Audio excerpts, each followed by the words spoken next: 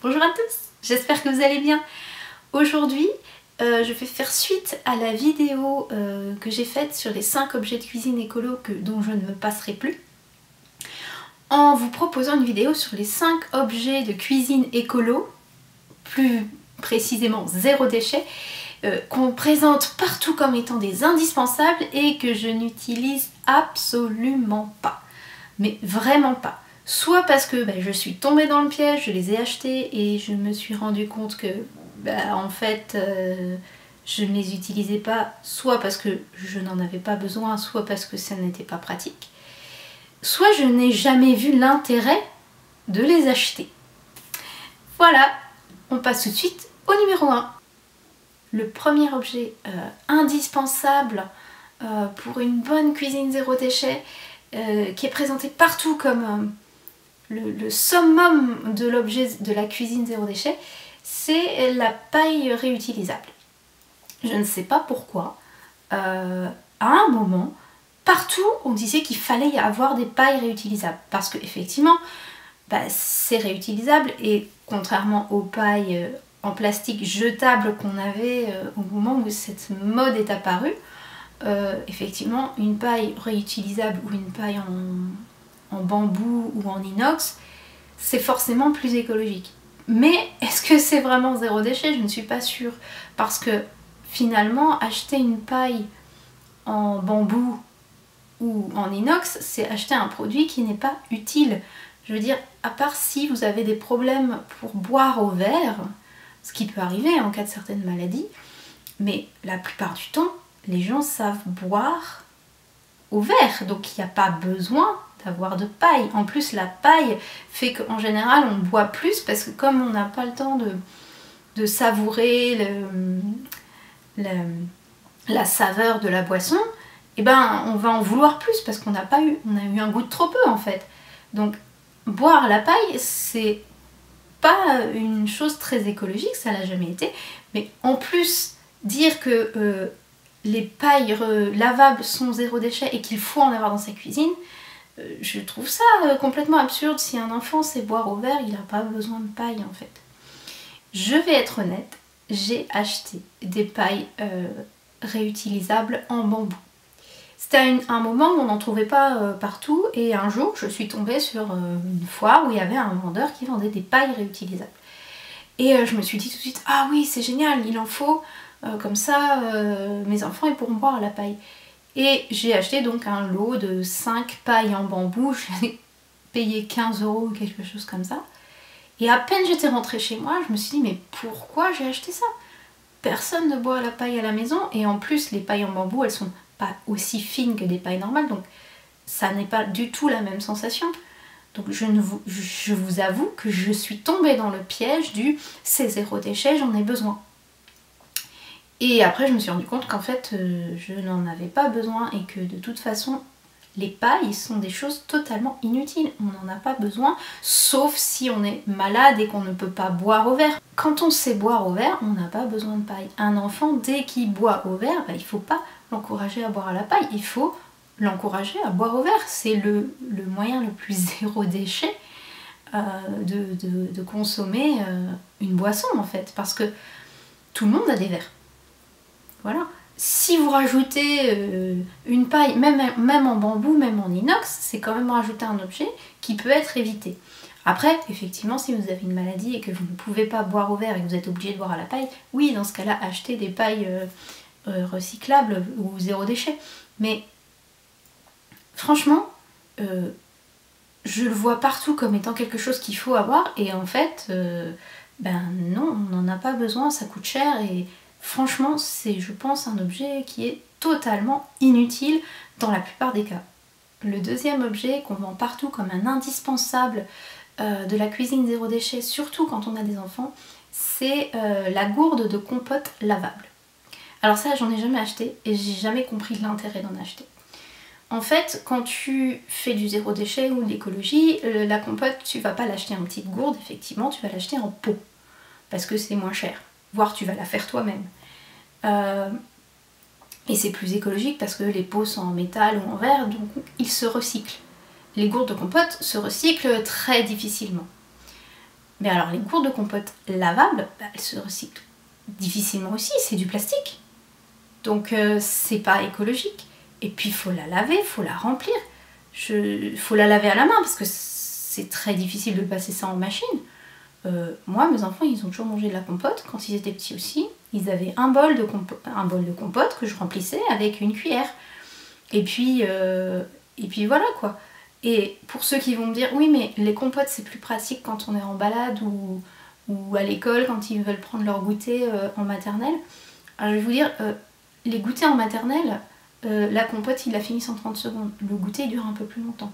Si vous voulez donner des fruits à des enfants, vous donnez des pommes coupées en morceaux dans une boîte. Si vous voulez absolument lui donner une compote, donnez-lui un petit pot de compote.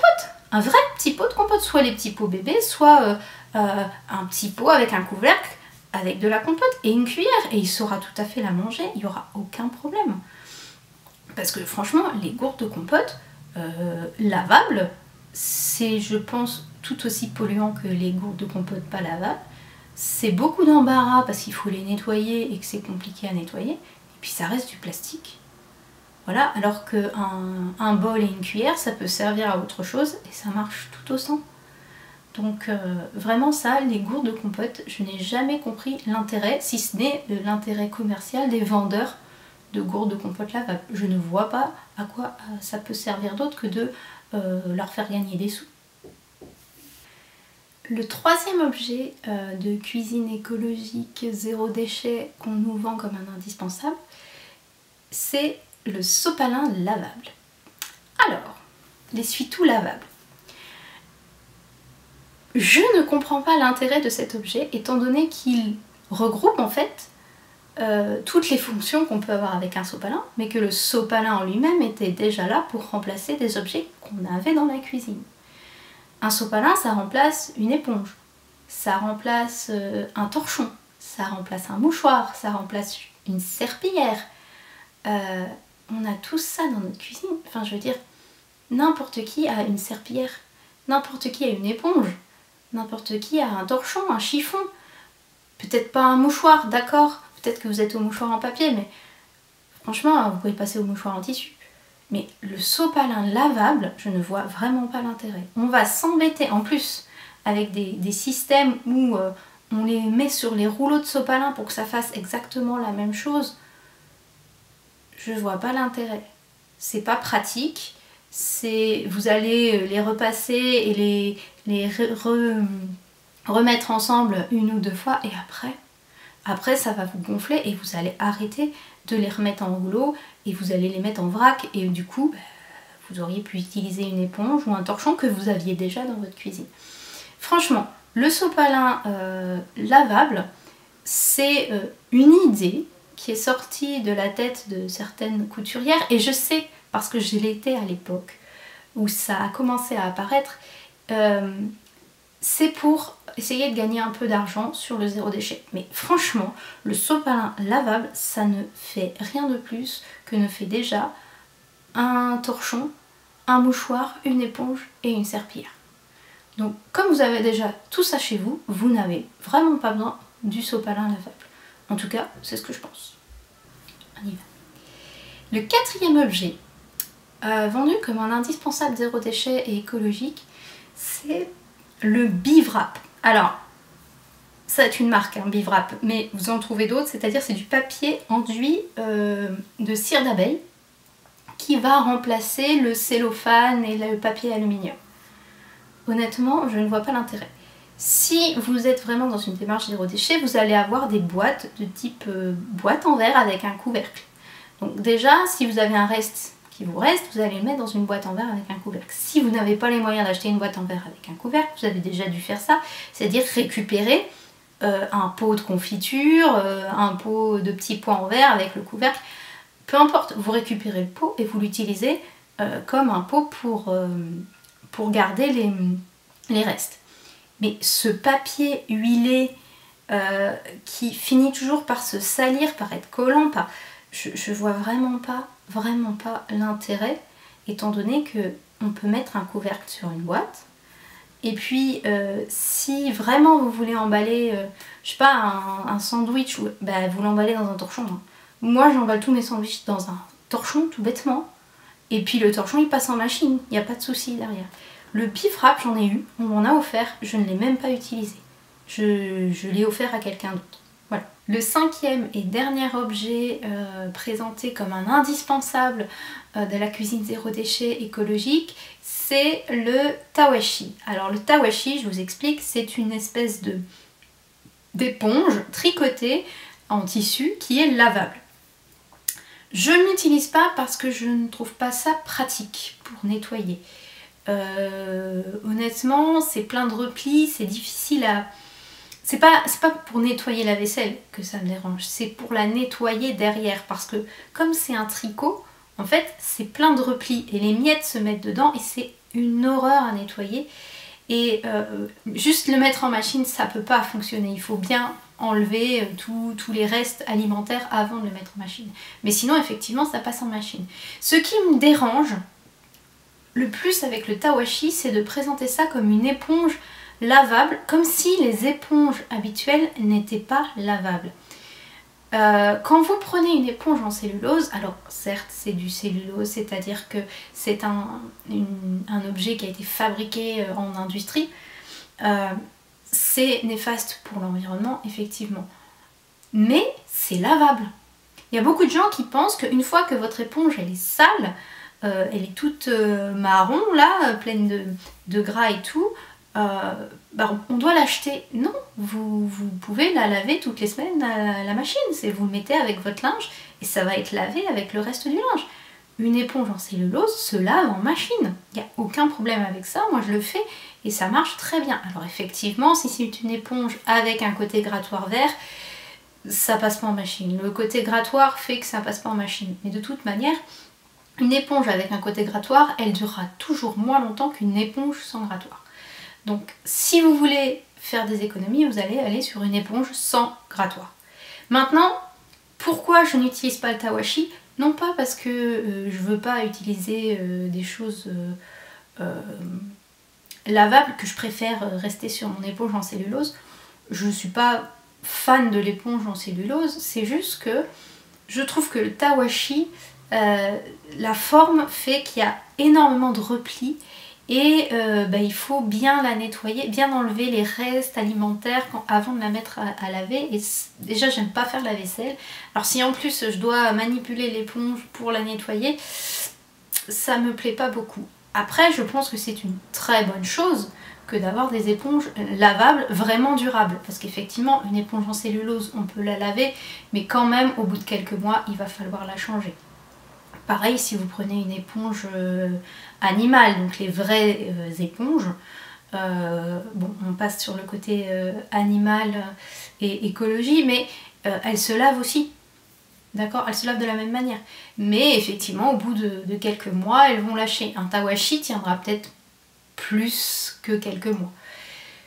Mais il y a aussi les lavettes. Moi, je préfère utiliser une lavette que un tawashi, parce que c'est juste le contact du tawashi avec la vaisselle, je ne supporte pas ça.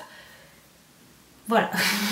Mais c'est pas parce que je trouve ça inutile. Je pense que c'est utile, ma mère en utilise et elle est très satisfaite de ça. Moi, je n'ai pas été satisfaite parce que j'ai pas eu le feeling pour le tawashi. Mais c'est un objet que je n'utilise pas et qui est présenté comme un indispensable. Alors c'est pas un indispensable parce qu'on peut le remplacer par d'autres choses. Les brossettes, les éponges en cellulose sont lavables, donc elles sont pas jetables immédiatement, même si elles sont moins durables que les tawashi ou les lavettes. Voilà, mais ça reste un objet que je n'utilise pas pour des raisons là purement personnelles. J'avoue que c'est vraiment juste l'idée que les restes alimentaires peuvent se coincer dedans et pas partir en machine, ça me... C'est quelque chose qui est ancré en moi, je peux pas, voilà. Voilà, cette vidéo est maintenant terminée. J'espère qu'elle vous aura plu. Évidemment, le choix de ces objets est personnel. Peut-être que vous les trouvez indispensables et que vous ne pourriez pas vous en passer. N'hésitez pas à me le dire d'ailleurs dans les commentaires.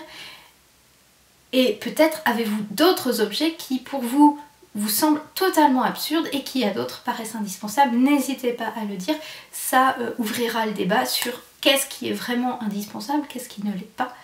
Et pour qui? Parce que pour certaines personnes, certains objets sont vitaux, tandis que d'autres trouveront que c'est complètement inutile dans une cuisine. Voilà. Donc n'hésitez pas à en discuter dans les commentaires et je vous dis à la prochaine fois. Au revoir!